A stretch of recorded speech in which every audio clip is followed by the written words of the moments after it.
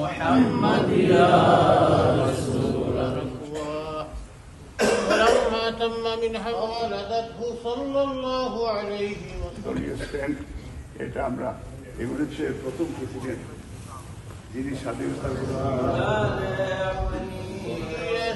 ومريم في نسوة من الخير ومن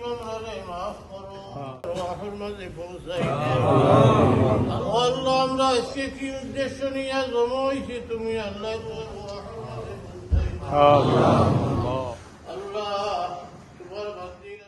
যুক্তরাজ্য বিএনপি আজকে আয়োজন করেছেন, যেটা আমাদের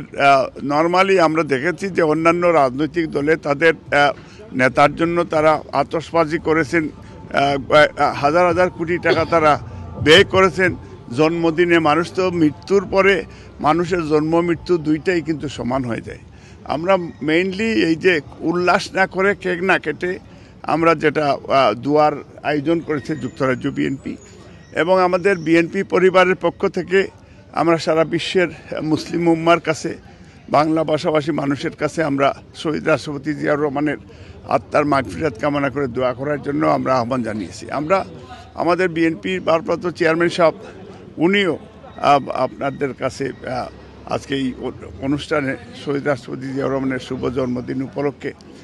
উনিও দোয়া চেয়েছেন যে উনার এবং আরাফাত রহমান কক্ষর জন্য, এবং আমাদের আপনাদের মাধ্যমে আমাদের নেত্রী, আমাদের মা, মাদার অফ ডেমোক্রেসি, যিনি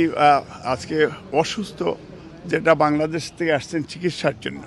এবং ওনার চিকিৎসা আলহামদুলিল্লাহ চলছে এবং আমরা আশা করছি যে উনি সুস্থ হবেন এবং বাংলাদেশে ফিরে যাবেন। এবং এইটা আমাদের ডাক্তার জাহিদ সাহেব বা ওনার সাথে যারা ছিলেন তারাও আপনাদেরকে ব্রিফ করে জানিয়েছেন গত 2 দিন আগেও। এবং আমরা আশা করছি, আমি আর সেক্রেটারি সাহেব আমরা ওনাদেরকে আবার রিকোয়েস্ট করবো যাতে আগামীকালকে যদি কোনো সুযোগ হয় তাহলে ডাক্তাররা আপনাদেরকে ব্রিফ করবেন নেত্রীর সম্পর্কে। আর আমরা এটাই আপনাদের মাধ্যমে দেশে বিদেশে আপনারা খোঁজ নিচ্ছেন এবং আমাদের দলের পক্ষে আমরা আজকে এই অনুষ্ঠানে আপনাদের মাধ্যমে যেহেতু একটা অপরচুনিটি পেয়েছি, আমরা এই কথাটা বলবো যে বাংলাদেশের মানুষ তারা গণতান্ত্রিক অধিকার ফিরিয়ে আনার জন্য যারা প্রায় 3000 মানুষ জীবন দিয়েছে, কোমলমতি ছাত্রছাত্রীরা, আমরা চাই যে এই ডিসেম্বরে, যেহেতু নভেম্বর, ডিসেম্বর, অক্টোবর বলেছেন যে ইন্টেরিয়ার গভর্নমেন্টের প্রধান ডক্টর ইউনূস সাহেব বা অন্যান্য তাদের অ্যাডভাইজারগুলি যে নির্বাচন দিবেন, তো ফ্রি ফেয়ার নির্বাচন দেন। এবং আমরা দেখছি যে কিছু সংখ্যক উচ্চবিলাসী কিছু নেতৃবৃন্দ আছেন, তারা বিভিন্নভাবে তারা বেনিফিট নিচ্ছেন, তারা চাচ্ছেন না যে সহজে নির্বাচন হোক। কারণ আমরা জানি এখনও ইন্ডিয়ান এজেন্টগুলি এখনও তারা খুব তৎপর যাতে বাংলাদেশে ডেমোক্রেসি ফিরে না আসে। বর্ডারে নির্বিচারে মানুষকে হত্যা করছে, শুট ইন্ডিয়া স্টপ, এইসব এই আমাদের কৃতি সন্তান বাংলাদেশের ভিতরে এসে তারা এখন পর্যন্ত তারা বুলি করছে। আমরা এই সরকারকে বলবো যে আপনাদের যে সেই ডাইনামিক লিডারশিপ ইন্ডিয়ার এগেনস্টে,